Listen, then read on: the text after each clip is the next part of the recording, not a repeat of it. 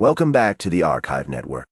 Aurelius here with Malik, curators of the Civilization Archive. We left Han civilization last time at the sensory world of early Han society was rich with contrasts. Today, we pick up where we left off. In the wake of the Qin dynasty's harsh rule, a new dawn broke for the Han civilization. Chang'an became the new seat of power under Liu Bang, known as Emperor Gaozu. The city, marred by conflict, was now poised to rise again. Its streets, lined with walled courtyards, reflected a promise of stability amid chaos. Yes, but let's not forget the human cost of this newfound stability. The land had been worn thin from years of conscription and forced labor. The Han founders faced a real challenge. They were trying to restore order, sure, but they also had to listen to the cries of the common people. It wasn't just the elites who mattered. The suffering of families, farmers and laborers, had to be addressed if they hoped to build a lasting peace. They discovered a blueprint for governance among the ruins of the Qin state. Centralized administration and standardized laws became their foundation. This was a calculated gamble. The Han were intent on avoiding the excesses of their predecessors while still maintaining control. They understood that a stable system required balance. Too much power could lead to tyranny, while too little could invite chaos. So they carefully crafted their approach, learning from the past to build a more resilient future. But was it really a balance? Easing corvée obligations was definitely a step in the right direction, but it didn't erase the deeper issues at play. The imperial bureaucracy remained a tight grip on power. Those reforms felt more like a way to calm the people rather than any real concern for their struggles. You've got to wonder how many families were still suffering, caught in a system that seemed to care more about control than compassion. True, but the blend of Confucian ideals with legalist efficiency was a calculated strategy. They kept the existing structure of commanderies and counties intact. However, what changed was the selection of local officials. Now, merit became the key criterion instead of mere loyalty. This shift wasn't just a minor adjustment. It laid the essential groundwork for the bureaucracy that would come to define Imperial China. It's a system that helped maintain order and stability across vast territories. And yet, that very bureaucracy became a double-edged sword. The changes sparked real tension with the feudal lords who still held significant power over their lands and people. Some were allies, but others were old rivals, each with their own ambitions. This tension created a constant threat to the central authority, complicating governance and affecting everyday lives. It was more than just a political issue. It was a struggle that impacted families and communities, leaving many to wonder where they truly stood. The Han emperors took a pragmatic approach to these tensions.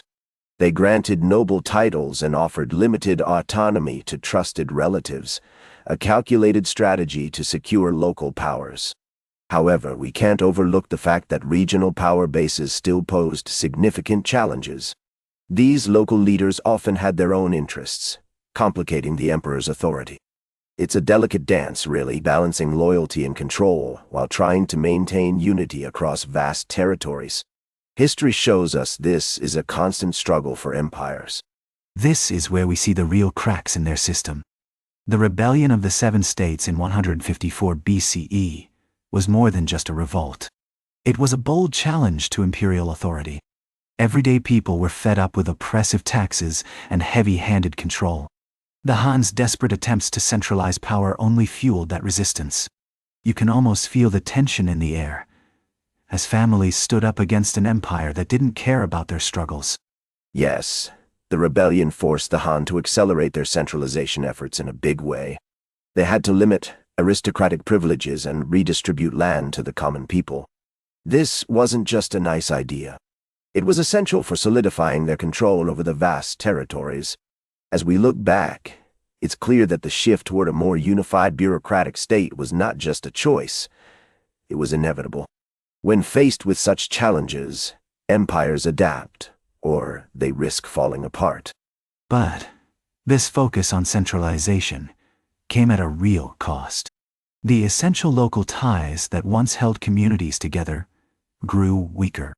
Farmers and artisans felt the strain, struggling to adapt to the new demands, and the nobility found themselves sidelined too. The Han's measures may have seemed strategic on the surface, but they risked alienating vital segments of society. You can imagine the frustration and resentment that built up among those who felt overlooked and disconnected from their own lives and livelihoods. Military expansion became a necessity for the Han Dynasty. The Xiong new confederation posed a real threat to their borders, and ignoring it wasn't an option. So Han armies, armed with advanced weaponry and tactical innovations, marched out from their fortified passes. Their campaigns combined fierce combat with shrewd strategic diplomacy. They knew that to secure their territory, they had to outsmart and outfight their enemies. This relentless pursuit of stability is a hallmark of any empire facing encroaching dangers. And while they expanded their territory, they also worked hard on their administrative innovations. The census records and tax registers became crucial tools for governance, helping officials keep track of resources and people. However, the state's monopolies on salt and iron led to heated debates among officials. They wrestled with how much control the government should have versus allowing private enterprises to thrive. It was a complex issue, with real consequences for everyday lives. Ultimately, the sensory world of early Han society was rich with contrasts. Picture the clang of blacksmiths forging weapons mingling with the serene chants of Confucian scholars. This created a vibrant tapestry of sound and activity. Yet beneath that vibrancy lay the tensions that would inevitably shape the Han's future. They had to navigate this intricate landscape of competing interests, cultural pride, and the ever-present threat of rebellion to maintain their power and stability throughout the empire. That's where we leave it this time. Han civilization continues. The story isn't finished yet. Find the full series on the Civilization Archive, part of the Archive Network. We'll be back with the next chapter.